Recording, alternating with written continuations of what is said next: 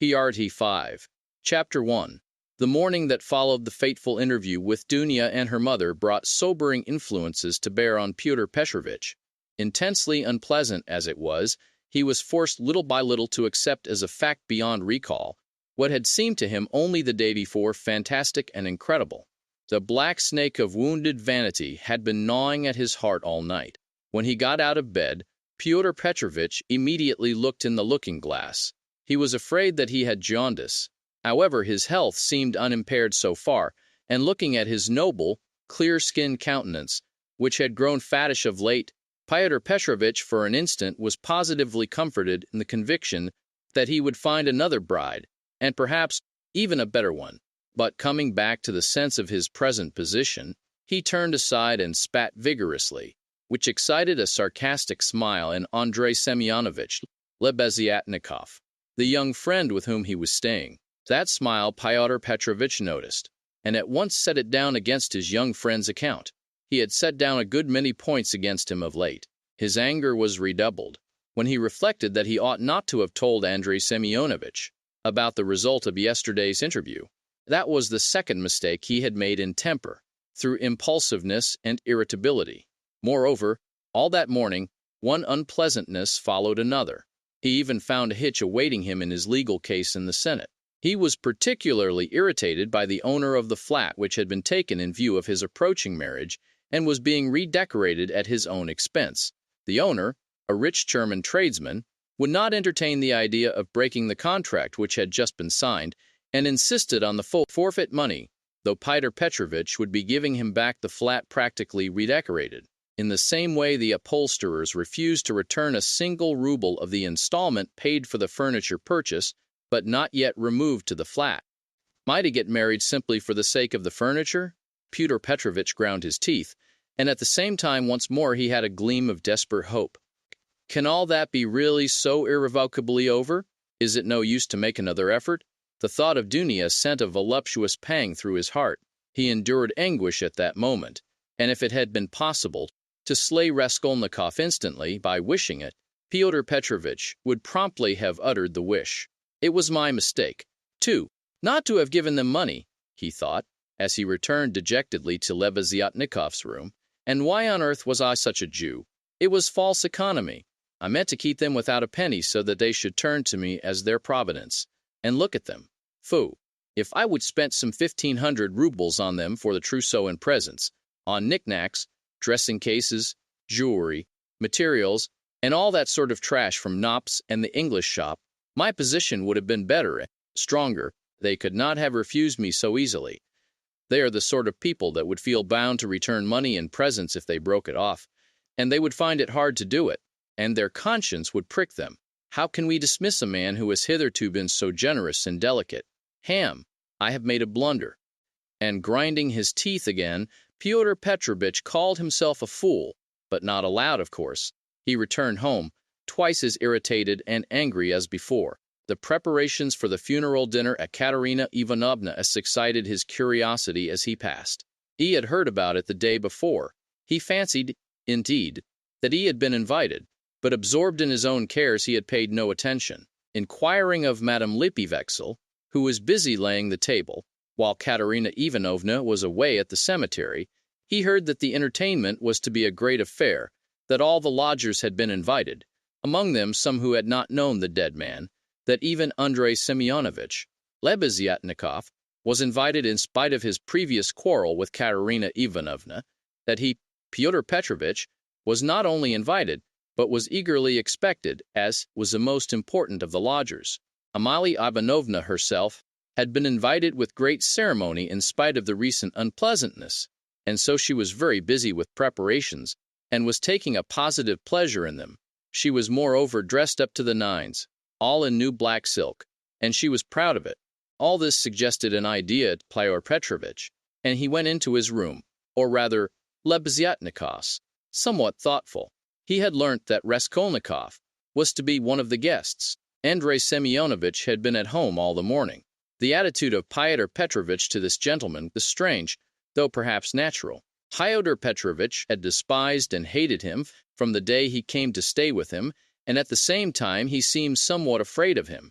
He had not come to stay with him on his arrival in Petersburg simply from parsimony, though that had been perhaps his chief object. He had heard of Andrei Semyonovitch, who had once been his ward, as a leading young progressive, who was taking an important part in certain interesting circles, the doings of which were a legend in the provinces. It had impressed Pyotr Petrovitch.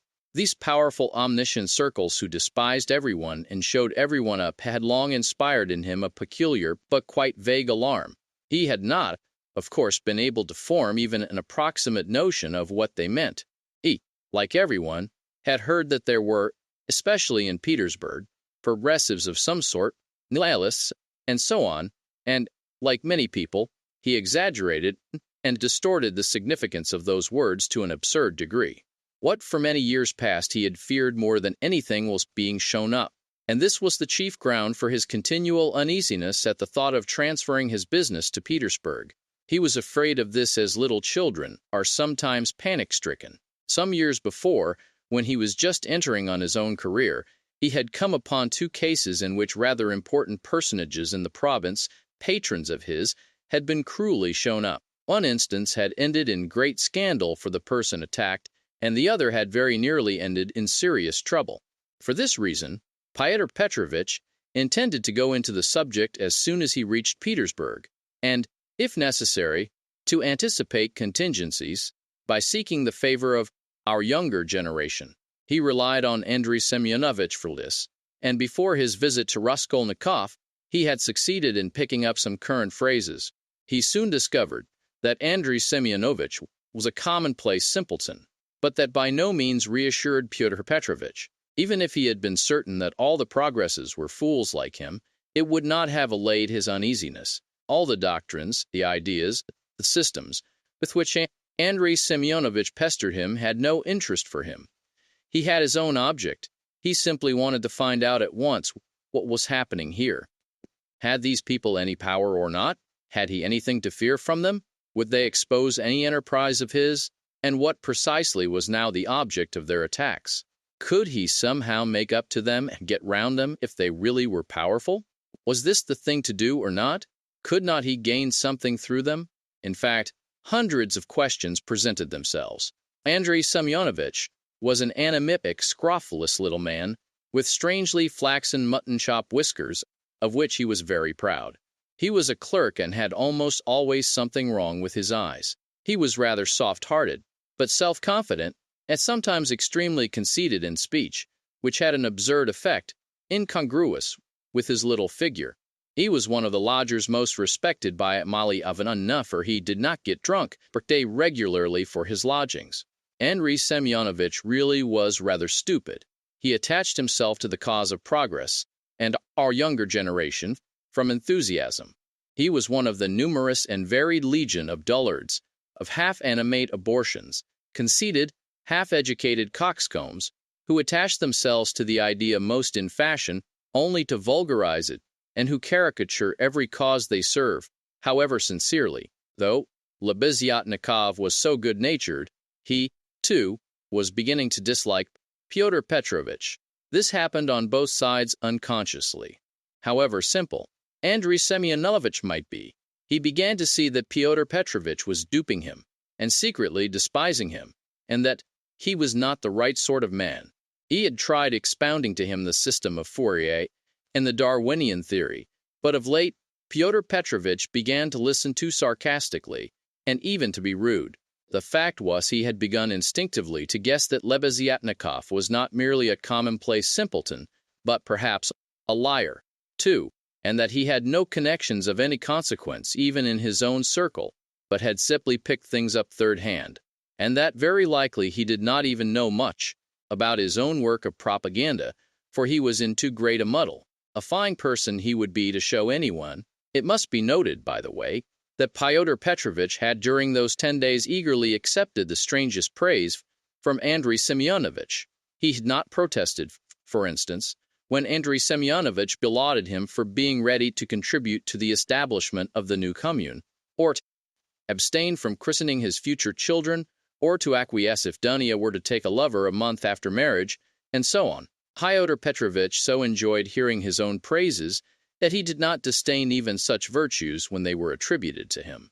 Fyodor Petrovitch had had occasion that morning to realize some 5% bonds, and now he sat down to the table and counted over bundles of notes.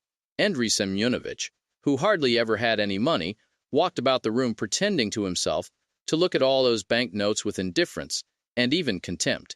Nothing would have convinced Fyodor Petrovitch that Andrei Semyonovitch could really look on the money unmoved, and the latter, on his side, kept thinking bitterly that Fyodor Petrovitch was capable of entertaining such an idea about him and was, perhaps, glad of the opportunity of teasing his young friend by reminding him of his inferiority and the great difference between them. He found him incredibly inattentive and irritable, though Andrei Semyonovitch, began enlarging on his favorite subject, the foundation of a new special commune. The brief remarks that dropped from Fyodor Petrovitch between the clicking of the beads on the reckoning frame betrayed unmistakable and discourteous irony. But the humane Andrei Semyonovitch ascribed Fyodor Petrovitch's ill humor to Alphonse's breach with Donia, and he was burning with impatience to discourse on that theme. He had something progressive to say on the subject which might console his worthy friend, and could not fail to promote his development. There is some sort of festivity being prepared at the widow's, is not there? Fyodor Petrovitch asked suddenly, interrupting Andrei Semyonovitch at the most interesting passage. "Oh, do not you know? Why, I was telling you last night what I think about all such ceremonies. And she invited you too, I heard. You were talking to her yesterday. I should never have expected that beggarly fool would have spent on this feast all the money she got from that other fool, Raskolnikov. I was surprised just now, as I came through at the preparations there. The wines. Several people are invited. It is beyond everything," continued Fyodor Petrovitch, who seemed to have some object in pursuing the conversation. "What? You say I am asked too? When was that? I do not remember, but I shall not go. Why should I? I only said a word to her in passing yesterday of the possibility of her obtaining a year's salary as a destitute widow of a government clerk. I suppose she has invited me on that account, has not she?"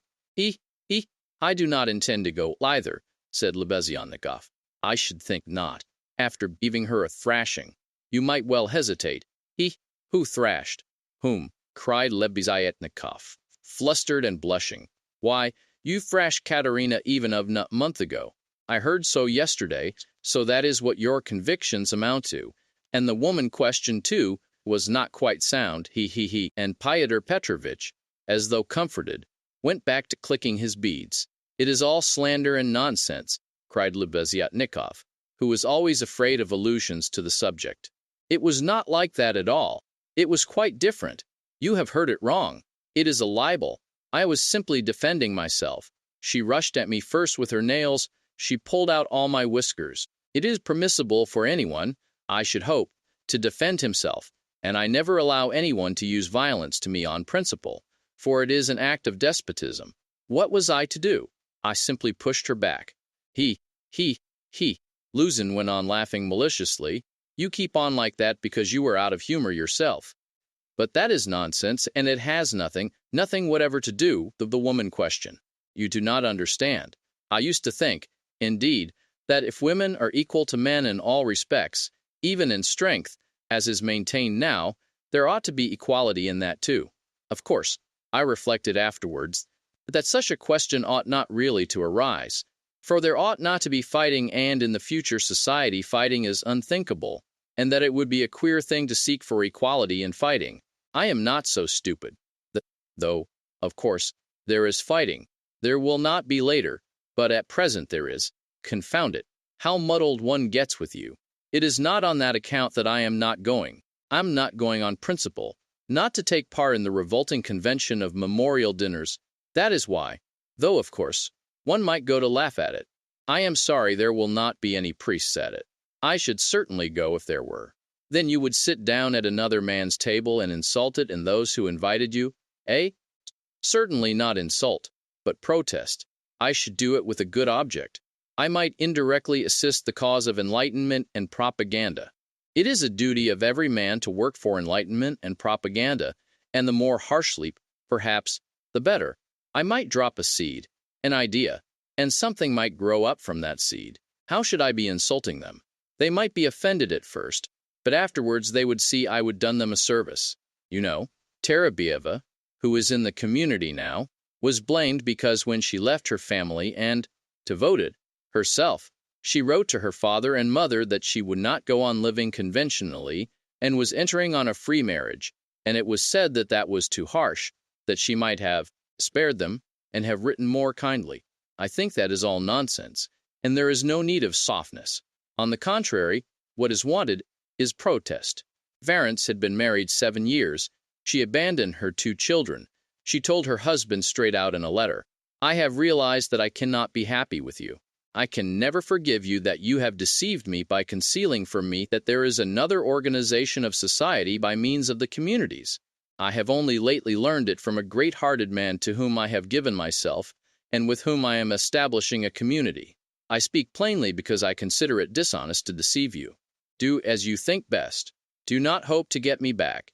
You are too late. I hope you will be happy." That is how letters like that ought to be written. Is that Terabieva, the one you said had made a 3rd free marriage? No, it is only the 2nd, really. But what if it were the 4th? What if it were the 15th? That is all nonsense. And if ever I regretted the death of my father and mother, it is now. And I sometimes think if my parents were living, what a protest I would have aimed at them. I would have done something on purpose. I would have shown them. I would have astonished them. I am really sorry there is no one to surprise. Well, be that as you will, Pyotr Petrovitch interrupted. But tell me this.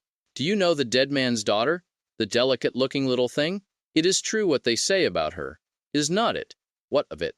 I think, that is, it is my own personal conviction that this is the normal condition of women. Why not? I mean, distinguence. In our present society, this is not altogether normal, because it is compulsory, but in the future society, it will be perfectly normal, because it will be voluntary. Even as it is, she was quite right. She was suffering, and that was her asset, so to speak, her capital, which she had a perfect right to dispose of. Of course, in the future society, there will be no need of assets, but her part will have another significance, rational and in harmony with her environment. As to Sofya Semyonovna personally, I regard her action as a vigorous protest against the organization of society, and I respect her deeply for it. I rejoice indeed when I look at her. I was told that you got her turned out of these lodgings. Lebeziatnikov was enraged. That is another slander, he yelled. It was not so at all. That was all Katerina Ivanovna's invention, for she did not understand, and I never made love to Sofya Semyonovna. I was simply developing her, entirely disinterestedly, trying to rouse her to protest. All I wanted was her protest, and Sofya Semyonovna could not have remained here anyway. Have you asked her to join your community? You keep on laughing, and very inappropriately. Allow me to tell you, you do not understand. There is no such role in a community. The community is established that there should be no such roles. In a community, such a role is essentially transformed, and what is stupid here is sensible there. What, under present conditions, is unnatural becomes perfectly natural in the community. It all depends on the environment. It is all the environment, man himself is nothing. And I am on good terms with Sofya Semyonovna to this day, which is a proof that she never regarded me as having wronged her. I am trying now to attract her to the community, but on quite a different footing. What are you laughing at? We are trying to establish a community of our own, a special one, on a broader basis. We have gone further in our convictions. We reject more. And meanwhile, I am still developing Sofya Semyonovna. She has a beautiful, beautiful character, and you take advantage of her fine character. Eh? No, no, oh, no, on the contrary. Oh, on the contrary. A queer thing to say. Believe me, why should I disguise it? In fact, I feel it strange myself how timid, chaste and modern she is with me. And you, of course, are developing her. Trying to prove to her that all that modesty is nonsense. Not at all. Not at all. How coarsely, how stupidly, excuse me saying so, you misunderstand the word development. Good heavens, how crude you still are. We are striving for the freedom of women, and you have only one idea in your head. Setting aside the general question of chastity and feminine modesty as useless in themselves, and indeed prejudices, I fully accept her chastity with me, because that is for her to decide.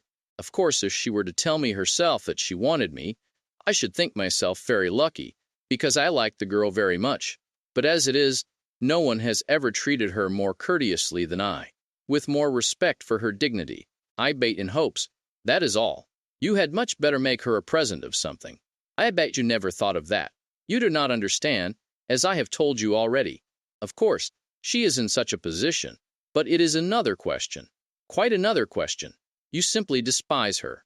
Seeing a fact which you mistakenly consider deserving of contempt, you refuse to take a humane view of a fellow creature. You do not know what a character she is. I am only sorry that of late she has quite given up reading and borrowing books. I used to lend them to her. I am sorry, too, that with all the energy and resolution in protesting, which she has already shown once, she has little self-reliance, little, so to say, independence, so as to break free from certain prejudices and certain foolish ideas. Yet she thoroughly understands some questions, for instance about kissing of hands, that it is an insult to a woman for a man to kiss her hand because it is a sign of inequality. We had a debate about it, and I described it to her. She listened attentively to an account of the workmen's associations in France, too. Now I am explaining the question of coming into the room in the future society. And what is that, pray? We had a debate lately on the question, has a member of the community the right to enter another member's room, whether man or woman, at any time? And we decided that he has. It might be at an inconvenient moment. Lebeziatnikov was really angry. You are always thinking of something unpleasant, he cried with aversion. Toof, how vexed I am, that when I was expounding our system, I referred prematurely to the question of personal privacy. It is always a stumbling block to people like you. They turn it into ridicule before they understand it, and how proud they are of it. Two, I have often maintained that question should not be approached by a novice till he has a firm faith in the system. And tell me, please, what do you find so shameful even in cesspools? I should be the first to be ready to clean out any cesspool you like. And it is not a question of self-sacrifice. It is simply work, honorable, useful work, which is as good as any other, and much better than the work of a Raphael and a Pushkin, because it is more useful, and more honorable. What do you mean by more honorable? I do not understand such expressions to describe human activity. More honorable, nobler. All those are old-fashioned prejudices, which I reject. Everything which is of use to mankind is honorable.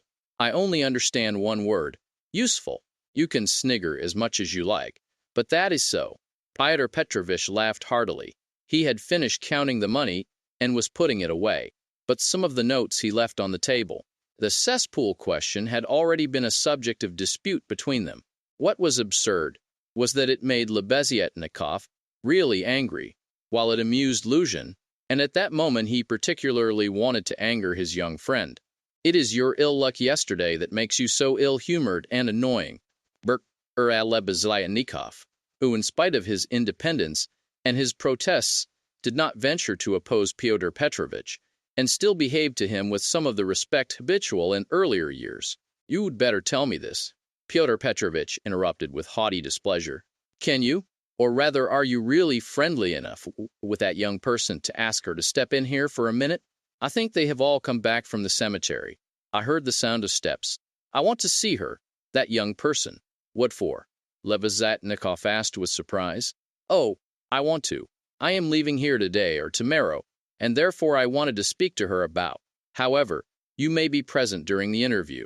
It is better you should be, indeed, for there is no knowing what you might imagine. I shall not imagine anything. I only asked, and if you have anything to say to her, nothing is easier than to call her in. I will go directly, and you may be sure I will not be in your way. 5 minutes later, Lebeziatnikov came in with Sonia. She came in very much surprised and overcome with shyness as usual. She was always shy in such circumstances, and was always afraid of new people. She had been as a child, and was even more so now. Fyodor Petrovitch met her politely and affably, but with a certain shade of bantering familiarity, which in his opinion was suitable for a man of his respectability and weight, in dealing with a creature so young and so interesting as she. He hastened to reassure her, and made her sit down facing him at the table. Sonia sat down, looked about her at Lebeziatnikov, at the notes lying on the table, and then again at Pyotr Petrovitch, and her eyes remained riveted on him. Lebeziatnikov was moving to the door. Pyotr Petrovitch signed to Sonia to remain seated and stopped Lebeziatnikov. "Is Raskolnikov in there? Has he come?" he asked him in a whisper. "Raskolnikov? Yes. Why?" "Yes, he is there. I saw him just come in." "Why?" "Well, I'd particularly beg you to remain here with us, and not to leave me alone with this young woman. I only want a few words with her, but God knows what they may make of it. I should not like Raskolnikov to repeat anything. You understand what I mean?" "I understand." Lebeziatnikov saw the point. "Yes, you are right. Of course, I am convinced personally that you have no reason to be uneasy. But, still, you are right. Certainly I will stay. I will stand here at the window and not be in your way. I think you are right." Pyotr Petrovitch returned to the sofa, sat down opposite Sonia, looked attentively at her, and assumed an extremely dignified, even severe expression, as much as to say, "Do not you make any mistake, madam." Sonia was overwhelmed with embarrassment. "In the first place, Sofya Semyonovna, will you make my excuses to your respected mamma? That is right, is not it? Katerina Ivanovna stands in the place of a mother to you." Pyotr Petrovitch began with great dignity, though affably. It was evident that his intentions were friendly. "Quite so, yes, the place of a mother," Sonia answered, timidly and hurriedly. "Then will you make my apologies to her? Through inevitable circumstances, I am forced to be absent, and shall not be at the dinner, in spite of your mamma's kind invitation." "Yes, I will tell her, at once."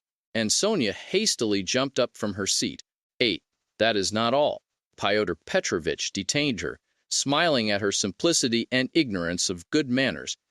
"Nan, you know me little, my dear Sofya Semyonovna. If you suppose I would have ventured to trouble a person like you for a matter of so little consequence affecting myself only, I have another object." Sonia sat down hurriedly. Her eyes rested again for an instant on the gray and rainbow-colored notes that remained on the table, but she quickly looked away and fixed her eyes on Pyotr Petrovitch. She felt it horribly indecorous, especially for her, to look at another person's money. She stared at the gold eyeglass which Pyotr Petrovitch held in his left hand, and at the massive and extremely handsome ring with a yellow stone on his middle finger. But suddenly she looked away, and, not knowing where to turn, ended by staring Pyotr Petrovitch again straight in the face. After a pause of still greater dignity, he continued, "I chanced yesterday in passing to exchange a couple of words with Katerina Ivanovna, poor woman. It was sufficient to enable me to ascertain that she is in a position, preternatural, if one may so express it." "Yes, preternatural," Sonia hurriedly assented, "or it would be simpler and more comprehensible to say, ill." "Yes, simpler and more comprehend. Yes, ill." "Quite so. Said then from a feeling of humanity and, so to speak, compassion, I should be glad to be of service to her in any way, foreseeing her unfortunate position. I believe the whole of this poverty-stricken family depends now entirely on you. Allow me to ask." Sonia rose to her feet. "Did you say something to her yesterday of the possibility of a pension? Because she told me you had undertaken to get her one. Was that true?" "Not in the slightest, and indeed it is an absurdity. I merely hinted at her obtaining temporary assistance as the widow of an official who had died in the service, if only she has patronage. But apparently your late parent had not served his full term, and had not indeed been in the service at all, of late. In fact, if there could be any hope, it would be very ephemeral, because there would be no claim for assistance in that case. Far from it, and she is dreaming of a pension already. A go-ahead lady. Yes, she is. For she is credulous and good-hearted, and she believes everything from the goodness of her heart, and she is like that. Yes." "You must excuse her," said Sonia, and again she got up to go. "But you have not heard what I have to say." "No, I have not heard," muttered Sonia. "Then sit down." She was terribly confused. She sat down again a third time, seeing her position with her unfortunate little ones. "I should be glad," as I have said before, so far as lies in my power, to be of service, that is, so far as is in my power, not more.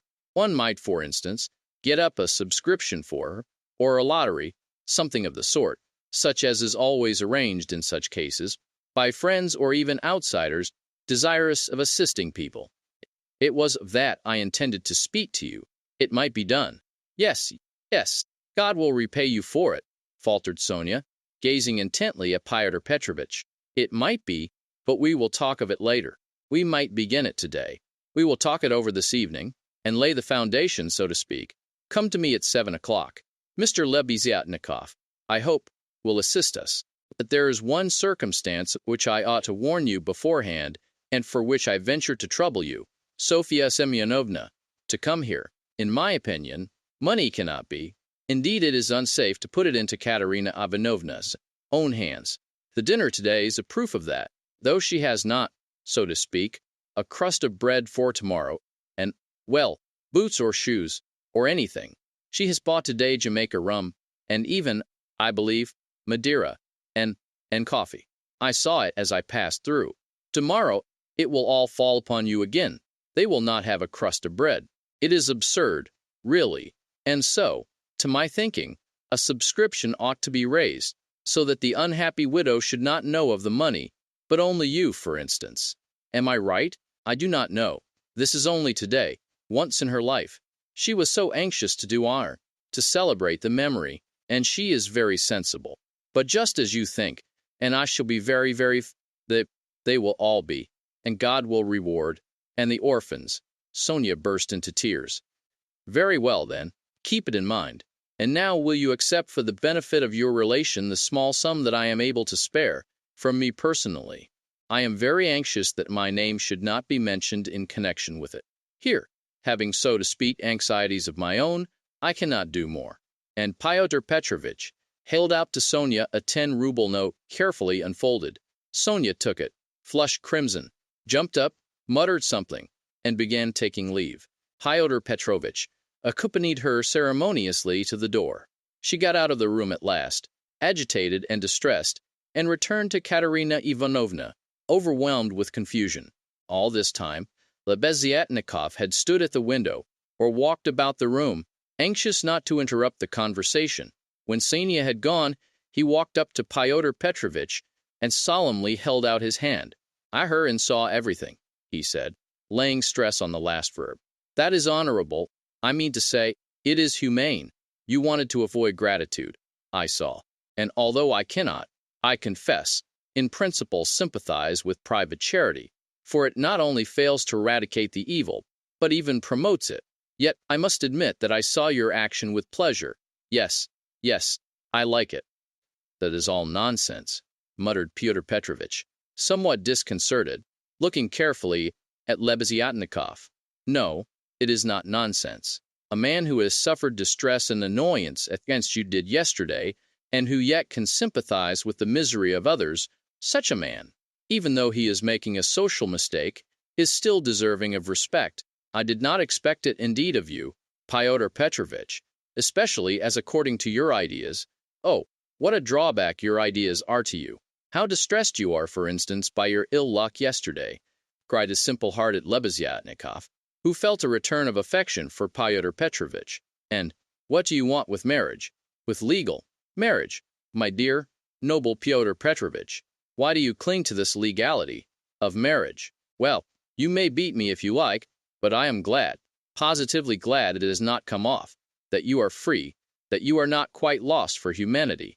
You see, I have spoken my mind, because I do not want in your free marriage to be made a fool of, and to bring up another man's children.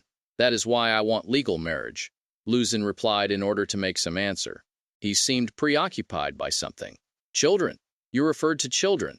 Lebeziatnikov started off like a warhorse at the trumpet call. Children are a social question, and a question of first importance. I agree, but the question of children has another solution. Some refuse to have children altogether, because they suggest the institution of the family. We will speak of children later, but now as to the question of honor, I confess that is my weak point. That horrid military, Pushkin expression is unthinkable in the dictionary of the future. What does it mean indeed? It is nonsense. There will be no deception in a free marriage. That is only the natural consequence of a legal marriage, so to say. It's corrective, a protest.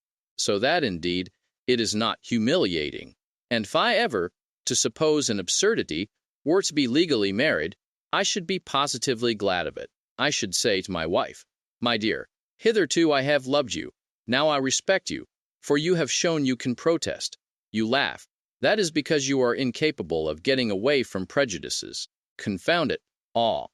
I understand now where the unpleasantness is of being deceived in a legal marriage, but it is simply a despicable consequence of a despicable position in which both are humiliated.